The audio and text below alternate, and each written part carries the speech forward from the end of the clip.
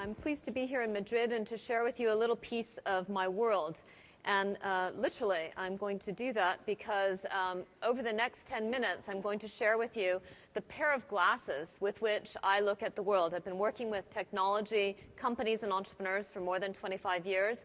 And at Ariadne Capital, my investment firm, we talk about ecosystem economics. It's our investment strategy, but really it's the pair of glasses with which we look at the world and determine who we think is going to win and lose. And by virtue of working with some of the best entrepreneurs in Europe over the past 15 years that Ariadne Capital has been working with them, we've aggregated the visions of these entrepreneurs and created a market space online called Entrepreneur Country. So if you go to entrepreneurcountry.com, you'll see that future vision, the aggregated visions of Europe's entrepreneurs. And I wrote a book called Welcome to Entrepreneur Country to invite the world to go where entrepreneurs go every day. But let me start really with the three versions of the future that I think that you should be familiar with to properly engage with the opportunity today. The first is really about the leading technology businesses. There's 25 to 50, but there's 4 in the digital world, which are the first vision of the future. And they are the big Apple, Facebook, Amazon, and Google that every digital entrepreneur and most businesses are very aware. Not only are these businesses technology platform businesses, but the evidence is very clear if you read the newspapers and through the media that they have a desire and intention to go into and take over every industry, including yours. That's the first vision of the future. The second vision of the future is about their baby brothers, the Airbnbs, the Ubers, the LinkedIn, the Wongas, and so forth. These guys are not quite as far along, but they're moving very quickly. Most of them are well into the billion-dollar valuations as well. And they are also platform companies. And we'll come back to a definition of that in just a moment. But they also are creating disproportionate amounts of impact on industries and disrupting them. But the third version of the future is the important one for us here today. Because I asked myself a question about 8 to 9 years ago, one that I think you should be asking yourselves, and I'm sure most of you have, and that is, what happens to the rest of the world? Surely, 99.9% of the world, which is not those companies in the first and second versions of the world, surely they don't just fade off into insignificance or go bankrupt or limper along to another day. Surely there's a fight-back strategy. There's a way that the existing non-technology, traditional businesses, the incumbents in banks and travel companies and retailers, et cetera, surely there's a way that these guys can engage, and more than engage, not just survive, but that they can thrive in this digital world of exponential growth, which is network-based. And that's the really important opportunity, not just for travel, not just for Europe, but for the rest of the world, because this is a game that's going to be played and won by many people. So I have a confession to make. I'm from Palo Alto. Although I spent 25 years in Europe, I'm really a child of Palo Alto. And Palo Alto does 2 things really, really well. First of all, they consistently and systematically build great companies. There's just no question about it. But the second thing that Palo Alto does exceedingly well is that they market Palo Alto at precisely the same moment in history where all of us know that great entrepreneurs can come from any corner of the planet. Palo Alto is telling people that you got to go to Palo Alto to build great businesses. So if we go back to first principles, that's really what we're talking about here, is the face of that little guy. That little guy is the face of every entrepreneur, and I have to admit that that's my face too. The face of every entrepreneur. And I'm going to give you 2 good reasons why we all need to care about that little guy. And they are the following. Entrepreneurs see the future. By some virtue of their upbringing or their travel or their experience, they have an insight into consumer behavior. They see the future and they are compelled and obsessed to bring that to the future. But the second reason is even more important, and that's because entrepreneurs are willing to live abnormal lives to bring that future vision to the present. Now, those entrepreneurs have existed throughout history. They haven't always been called entrepreneurs, but they have sailed across oceans to discover the new world. They've painted the Sistine Chapel. They're the industrialists, the artists, the adventurers. They are the creative genius and force in the world. They have always been there.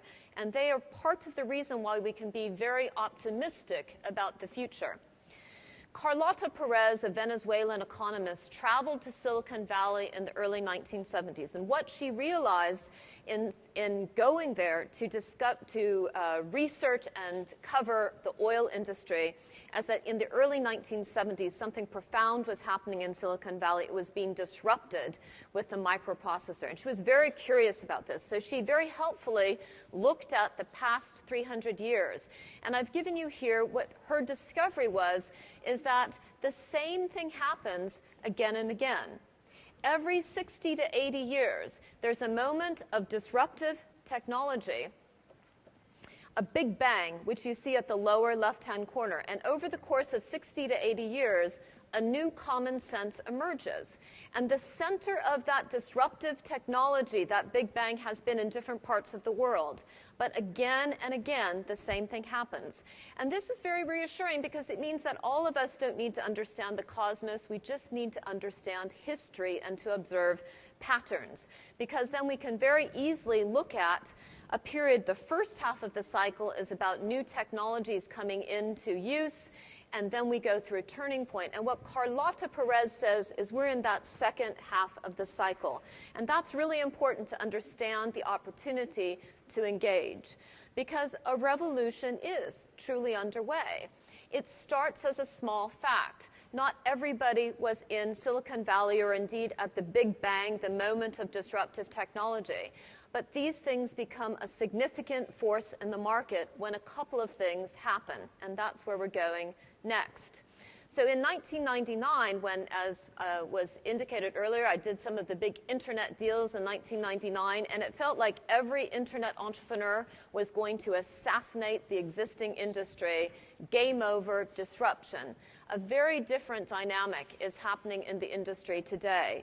Broadband, mobile technologies just kept on penetrating our lives, and we've been living our lives more and more online over the past 15 years, to the point that a very different dynamic is happening today, and that's the dynamic of David and Goliath dancing. This model here that I'm sharing with you, the David and Goliath model, I think is the key template, the formula for companies with distribution, companies who have customers. Their chief asset is those customers. Those customers enable the company to think of themselves as a highway and to turn themselves into platforms, because the digital Davids, the enabling technology players, no venture capitalist is going to give them $50 million sterling euro to acquire 50 million customers. They need to do a deal with a marketplace or a platform company that can give them access to that highway. Today, most European digital entrepreneurs around the world, go do a deal with some US technology platform company based in Palo Alto. But every large, non-technology, traditional company could become a platform and could engage with the digital Davids in order to build digital revenues towards that network effect lock-in at the upper right-hand corner.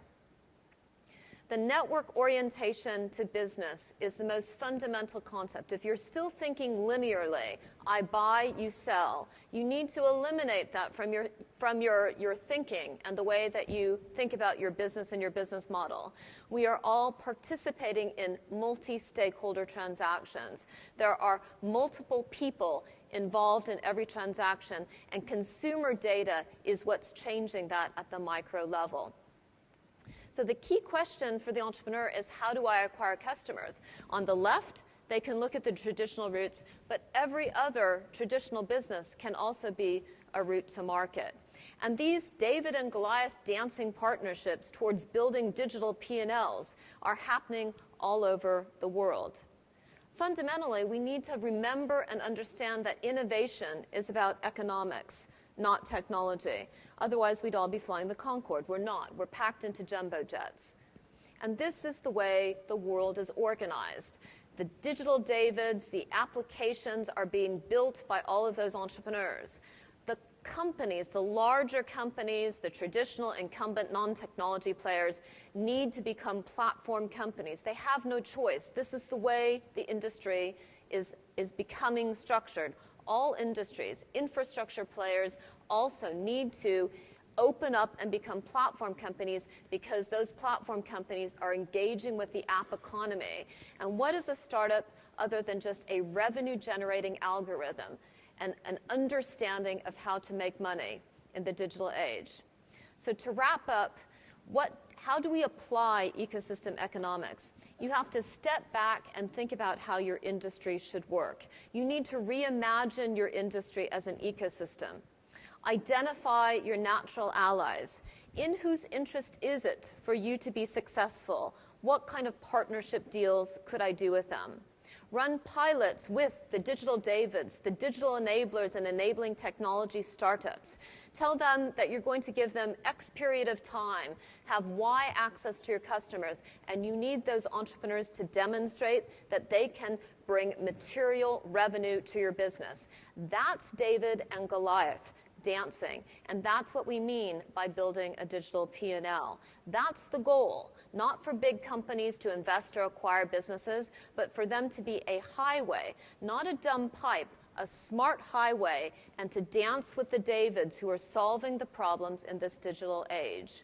So on the left-hand side, step 1, change your business model. Understand that consumer data is changing every business model in order to change your role in the industry. Step 3. Now, if any of that is of interest to you, if you want a copy of the slides, if you want to continue the conversation or the dialogue, just send me an email. I'll be happy to respond back with that slide deck. Thank you so much. Have a lovely conference exploring the opportunities for redesign and reinvention with some of these ideas. Have a great rest of the conference. Thank you.